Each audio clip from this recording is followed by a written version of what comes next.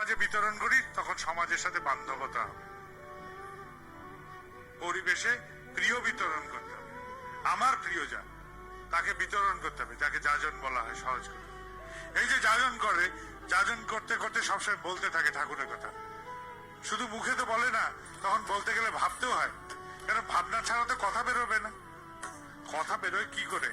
মনে ভাব থাকলে তবে না ভাষা বেরোবে। তো মনে ভাব তো তৈরি হচ্ছেই। তো নিরন্তর এরকম করে যদি বলতে থাকি আমি, তাহলে আমার ভাবের তৈরি হবে মনে মনে, যে আমার ঠাকুরের মতন ভাবনা আসতে থাকবে, আর ভাষাও সেইভাবে বলতে থাকবো। আর এইভাবে পরিবেশের সাথে বান্ধবতা তৈরি হবে, পরিবেশও আমার জন্য প্রার্থনা করবে, তখন আমার জন্য নিষ্কাম প্রার্থনা করার লোক পেয়ে যাবে। তাহলে আমার জন্যই নিয়মিত যাজন করা দরকার। মানুষকে, পরিবেশকে, সবার কাছে ঠাকুরের কথা উজাড় করে বলা দরকার। এইরকম করে বলতে বলতে একদিন দেখা যাবে প্রিয়র কথা বলতে বলতে লোকে জিজ্ঞেস করবে আমাকে যে ঠাকুর কেমন? ওগো হ্যাঁ, ঠাকুর কেমন বলো তো? কেন আমাকে দেখে বোঝো ঠাকুর কেমন? লালি দেখেন আমার প্রিয়ের রক্তিমাভ দেখতে গিয়ে আমি রক্তিমাভ হয়ে গেলাম, তার লালিমার ছটায় আমি তার মতন হয়ে গেলাম।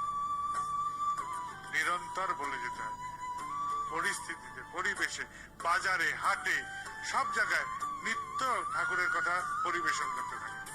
কাউকে বাদ দেবেন না, কোথাও না। ভ্যানে বসেছেন, ভ্যানওয়ালার সাথে দুটো কথা বলুন।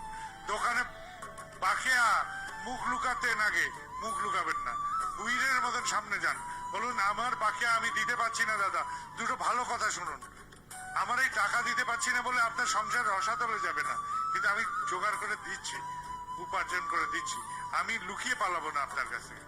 আমি বীরের মতো আপনার সামনে যাব, গিয়ে দুটো কথা বলবো, আপনি দরকার হলে আমাকে গাল মন্দ করে নেন, কিন্তু আমি পালাবো না।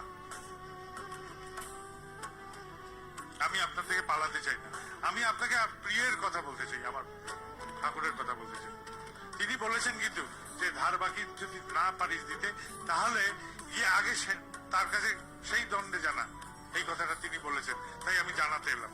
আপনি আমাকে গালমন্দ করেন, শাসন করেন, যা করেন তাই করবেন, কিন্তু আমার এটা বলতেই হবে। তাহলে এইভাবে আচরণগুলো আয়ত্ত হবে। আর আচরণ আয়ত্ত হলে আমাকে দেখে বলবে যে হ্যাঁ, এ ঠাকুরের মানুষ বুঝি। ঠাকুরের মানুষ এইভাবেই হতে হয়।